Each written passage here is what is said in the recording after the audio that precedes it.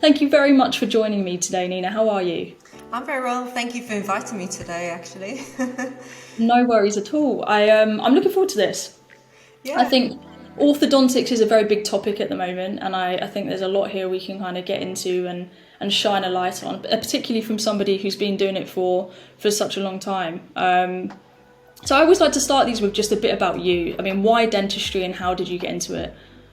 So dentistry wasn't actually on the top of my list when I was in school. In fact, I wanted to be a scientist, an artist, an architect, pretty much every career option out there. But my father, who's a dentist, he actually sort of swayed me into the same field as him.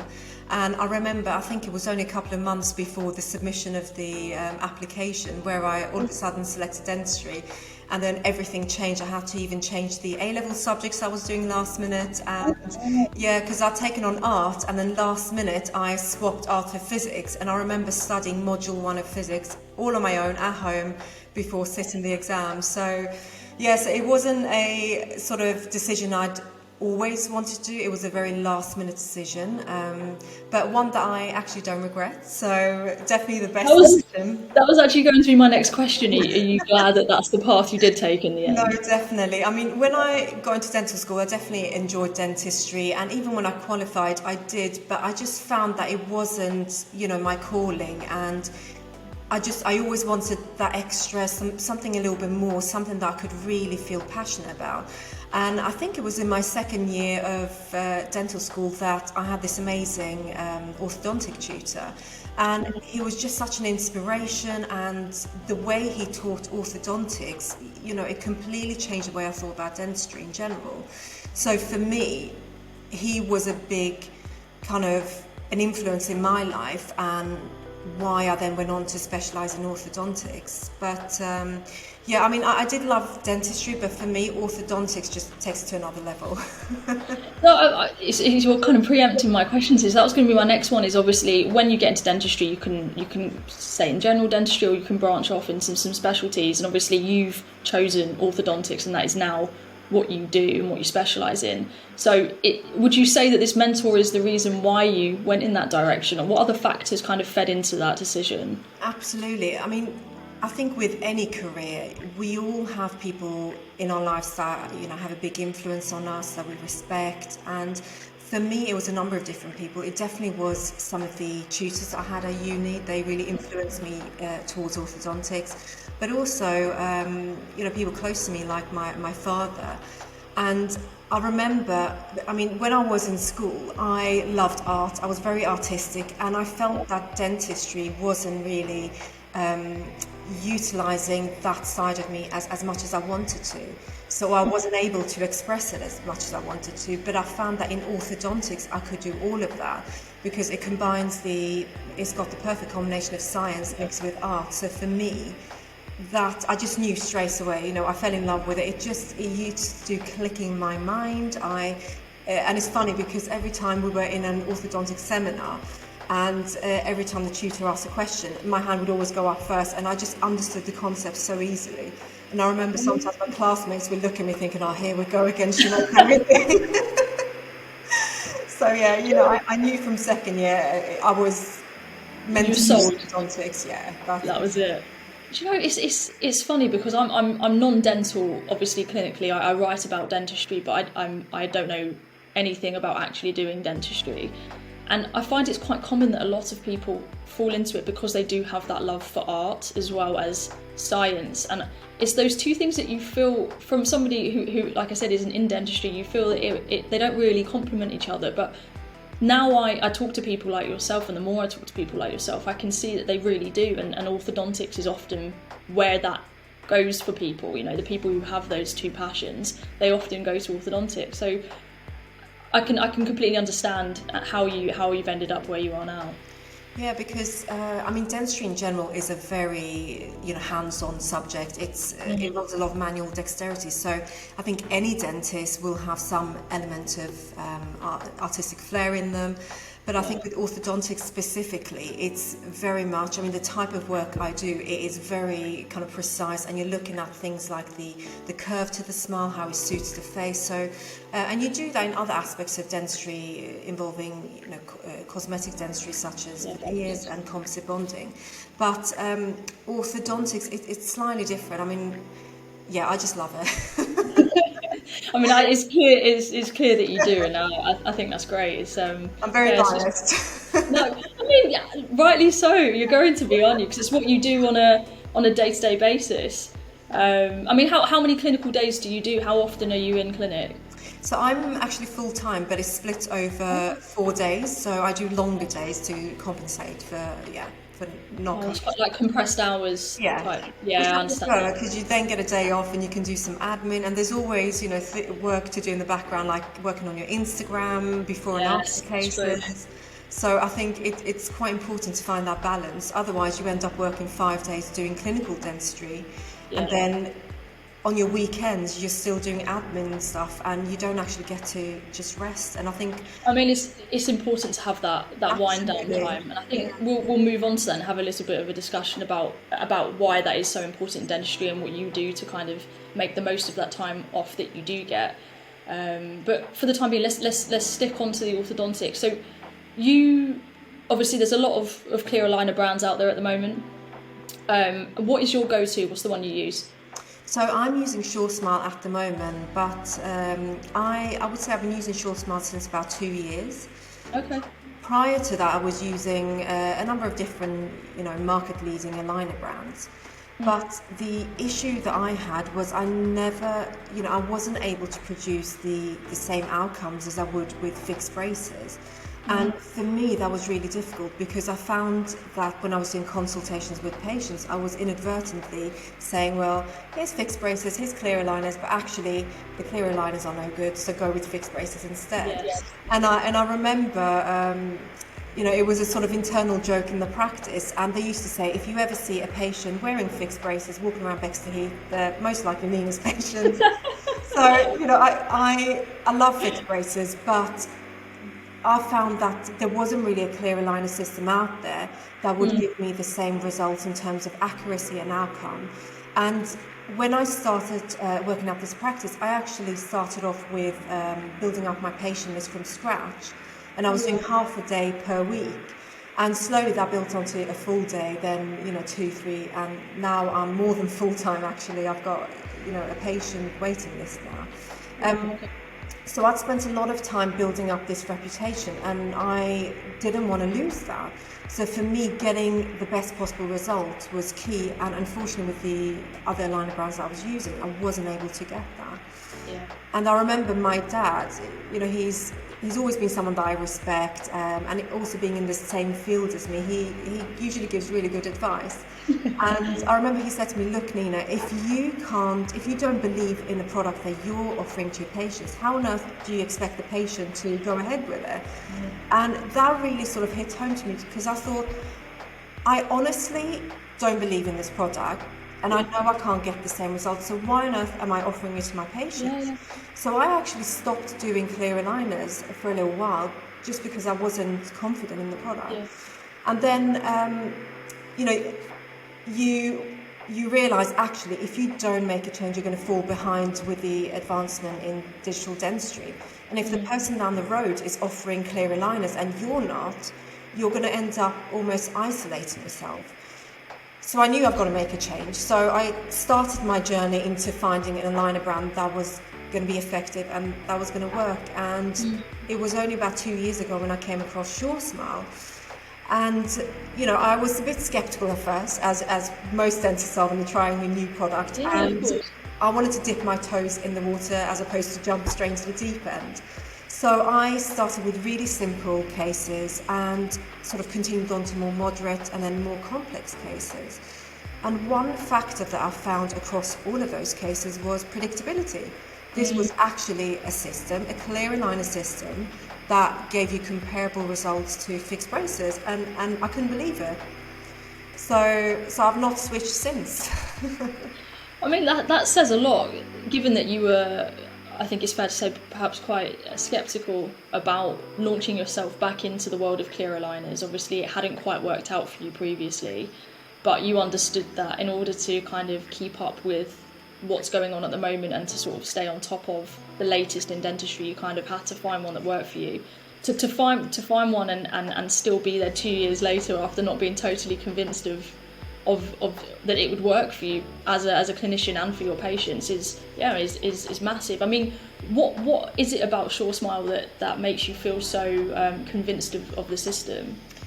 Well, when I first joined SureSmile, I think what sort of sold me or, encouraged me to actually give it a try was the fact that they actually have a background in fixed appliances, and they have a vast amount of experience in digital orthodontic treatment planning from their background in fixed braces. And in fact, they started off as a company called Orometrics in 1998. And they were even dealing with robotically bent arch wires. So for me, I thought, yes, this is not just a clear aligner company. This is a company that actually has a background in orthodontics, and they've now branched off and done clear aligners. So I think for me, that straight away sold it. And I think, with all orthodontists or even dentists in general, we want to be in full control of the treatment. And I found that with the other clear aligner systems, it was a little bit down to what the lab technician was doing. So it wasn't all in my full control. Whereas with SureSmile, what I find is that, it gives you full control from every single aspect. And having now, done SureSmile, the user for 2 years, there's so many different reasons why I've continued using it. But one of the main reasons, I guess, for me is that I can customize the aligner to suit that very specific case. So, for example, there's very few aligner systems out there that have, all these sort of features that SureSmile has. And for example, one big feature for me is that you have this option of doing a variable trim height. Now, variable trim height is basically you can customize your aligner to having either a straight trim or a scallop trim. And you can even change the height of your straight trim so it can be 1 millimeter, 2 millimeters. And if you have a higher and straight trim line, it in turn makes your tooth movements more effective and more accurate. So actually you need fewer attachments. In the previous aligner system that I was using, almost every tooth had an attachment, and you sort of think to yourself, well, this is supposed to be a clear aligner system and it's clear. But if you're putting attachments of every single tooth, how does that make sense? It's almost like fixed braces. So for me, that aspect didn't make sense. And with SureSmile, you need fewer attachments because it's a more accurate system. And it's not just these features that make it unique, but it's also the software itself. The artificial intelligence within the software is so powerful. And part of that reason is the background in fixed braces and biomechanics.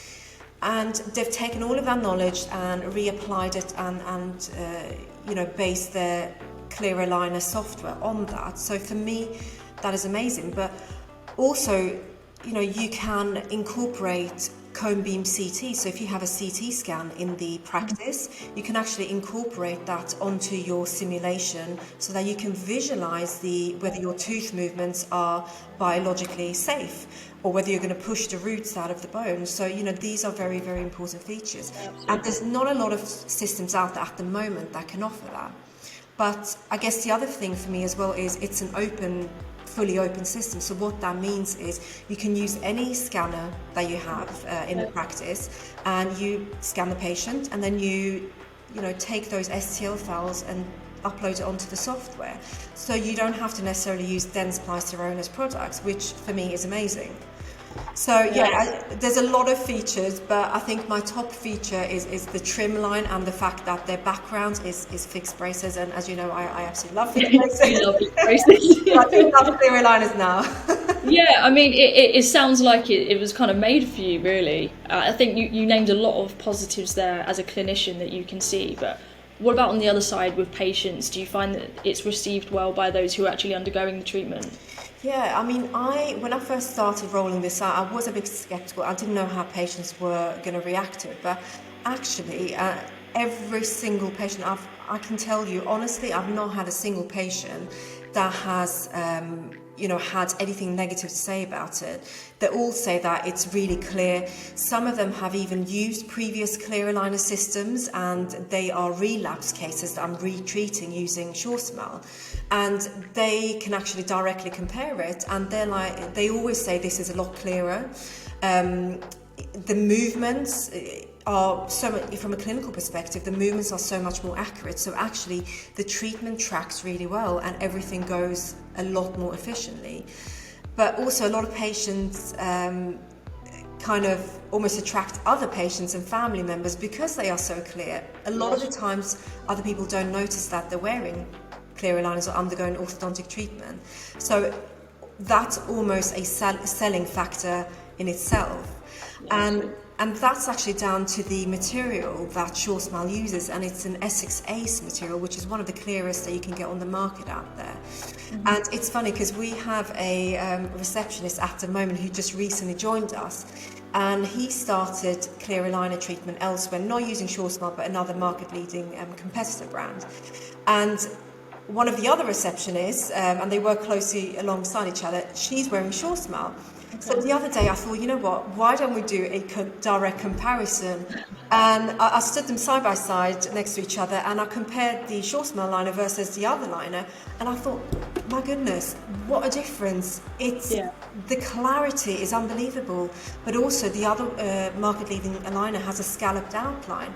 And when you look at it aesthetically, when you have a scalloped outline, it shows a lot more. So when you're talking to that person, you do notice that they're wearing something. Whereas when you're wearing a straight trim aligner, and if the patient has a slightly lower smile line, you can't actually notice it. So it was really nice to actually do a comparison on site. But I'm interested to see how their treatments actually track and how they work out in terms of outcome as well. So I will definitely keep you posted. Just that little bit of extra reassurance that you're doing the right thing, isn't it? Absolutely. So we mentioned you've mentioned your dad already, Hussein, who works at the practice with you, and then his wife or stepmom, Kat, as well. I know dentistry often runs in the family. I think that's quite a common story I've come across, I guess. I think a lot of people fall in love with it. It's quite easy for people to look up at their parents who are working in that area and think, okay, that looks like a good career prospect for me too. So how is it balancing that kind of working environment with people who are so close to you? I mean, I try and envision myself doing that with my family members, and I don't know how it would end up. I mean, how do you keep it professional? Do you take your work home? Do you have like a no dentistry conversation ban when you get back at 7 o'clock or whatever like that? Well, I definitely, whenever we meet up at, whether it's birthday events or anything, I always try and implement that ban. I personally have a no dentistry talk ban, but no one listens to it because not only is my dad and stepmom dentists, but my uncle is and my husband is, and my uncle's wife, and we all work within the same practice, so it's a family run practice. And so as you can imagine, it's very much dentally heavy talk at Christmas dinner and things. So but I usually I'm like, no guys, listen, we need to talk about something else other than dentistry. But no, on a serious note, it's as with anything, it's got its ups and downs, and I think working with family definitely has its challenges, but the benefits definitely outweigh the challenges, and it's really lovely because it's family run, and the patients know that as well, and every single one of us genuinely care about the work we do, about all the patients. So I think in terms of ethos and the way we approach dentistry and almost customize it to those patients and make it more of a personalized experience, it's really unique. And it's really lovely to work alongside people you trust and really respect. And my dad does a lot of the implant dentistry, my husband does a lot of the restoratives, the composite bonding. And my uncle does implant dentistry, my stepmom does implants, my aunt does endodontics. So you have your own sections to kind of take care of, so the crossover, I guess, is reduced a little bit. Yeah, so we all have our own fields, and it's really nice because you can really kind of work very closely together, doing multidisciplinary cases, very complex cases, because actually we have all the different specialities in-house. So that's very unique to this practice. So it just gives for the patient, it's a one-stop shop for everything, basically. And it gives a much nicer workflow. And the patients love it. They all know that, they have the orthodontics with me, and then they go to my dad for implants, and they love that personalised touch, I think. It must work as well, because if you've all kind of grown up or been around the same, you mentioned the word ethos there, which I think is quite important, and I can imagine is quite tricky to ensure that everybody in a business has the same ethos and the same approach to things. But I can imagine, because you are family members and you do spend time with each other outside of the working environment as well, that it might be a little bit easier for that to kind of, you all to be on the same kind of line with things like that, I can imagine. If Yeah, it's always, I think it's always when you are working in dental practice, it's that fine balance between business and actually putting sort of patients first. And I think for me personally, being able to work in my dad's practice, he actually allows me to arrange the orthodontic department how I want it to run. And there's no quotas, no targets to hit, so that for me is really lovely. And I feel that if I was working perhaps somewhere else, maybe in London, you would have that pressure on you, whereas I don't. So I can really do everything I love without the pressure on my, on my back, saying make sure you meet targets, hit quotas, and. The patients see that side of it. They see that we care, that we spend the time, we provide, I'd like to think, an exceptional service. And it really does show. And we have, as a result, won so many awards as a practice, but also individual awards, which is nice. And the patients almost become part of that family, and I think they enjoy that. And really, the patients are at the heart of our ethos, and it is patients first. And it's really nice, actually. It sounds like you've got it really good there, and I think you've mentioned something that's quite important and is particularly relevant at the moment, which is that dentistry can be quite stressful, and you can have a lot of some targets to meet, and a lot of people can kind of fall out of love with the job when they have this kind of pressure behind them. But it sounds like your environment is a lot more focused on the patient, and you kind of take into consideration the fact that you guys need time away from that as well, which, you say here you work 4 days, right, compressed hours, and then you have a few days to kind of work on things like Instagram and maybe take some time for yourself. How do you unwind? What's your kind of out of dentistry hobby, or what do you love to do away from the practice? So I love travelling, and my New Year's resolution this year was to try and just, even if I go away for a couple of days every 8 weeks, that was my New Year's resolution, and it works amazingly, because you always look forward to being able to go away and you unwind and you get to travel, see the world, have new experiences. Because I think being in the field of dentistry, it is people don't realise, patients especially, how stressful the job can be. And it's not like any other job where it's 9 to 5, you go home, you switch off. With dentistry, it continues after hours. Sometimes I'm there after practice till 9, 10 o'clock even, doing admin stuff, doing patient photos, doing letters. So people don't realise how stressful that aspect can be. So if you work 5 days, it's actually not 5 days, it's turns out to be 6 days. So I think it's so important for mental health and physical health to de-stress. And for me, that's traveling. I also do salsa dancing. So, in fact, just before this podcast, my best friend messaged me saying, "When are we doing our next salsa night?" So, yeah. How did that happen? That's amazing. Well, it was an interesting one. A friend of mine, my best friend, we went to Leicester Square one evening. This was when I was at university, and we were eating in a restaurant.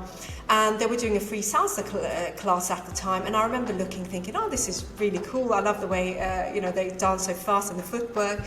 And the teacher needed some volunteers at the time. So he asked me and my friend to join. And that was it. I was then converted, and that was about 15 years ago. So, I was, we call them salseros. So I was quite a serious salsero, but now there's less time. Now that I live near Bexley Heath, it's harder to get into London. Of course, definitely dancing, travelling for me, and art. I mentioned earlier in the podcast that I did A-level art, and Dentistry, yes, it is artistic, but every now and again it's just nice to get your charcoal and your pencil out and a drawing pad and just do that. So yeah. Oh, it's good. I like it when people have particularly really interesting hobbies like salsa. That's not one that I've come across yet. So thank you for bringing that to the podcast. I mean, I can't dance. Okay, I honestly, disclaimer, I absolutely cannot dance. But I always am very jealous of people who can. Well, you can always learn. Yeah, I mean, yeah, I think I need to like have a few drinks before I do it. So I have like kind of, I don't care about how I look or feel. You need to.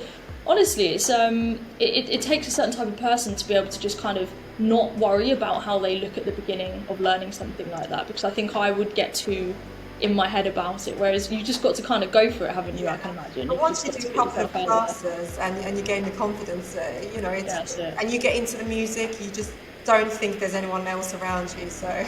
That's nice. Maybe that'll be my New Year's resolution. Classes. Yeah, there we go. I'll let you know how I get on. So one final question, if you don't mind, Nina, just to close up the podcast, is I've asked this to a lot of guests, and I think it's always a really good one. And it's, if you could give your younger self some advice, now looking back, what would that be? That's an interesting question. I think when I was younger, I didn't have confidence, and I almost felt that I couldn't perhaps achieve the things I wanted to. So if I could go back to my younger self, I would say to her, look, Nina, you will be able to achieve everything you want, all your dreams, all your ambitions. Just, work hard. Enjoy life a little bit more. Don't be so serious and worry all the time. Everything will work out, and you will do well, and you will find something that you love and you're passionate about. And just stick to it. Don't give up, and you will reach your dreams. That's nice. I like that.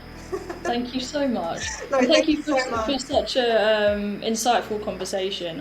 It's just always good to learn about how people got into dentistry and their journeys and orthodontics too. So thank you for shining a light on all of that. No, thank you for inviting me.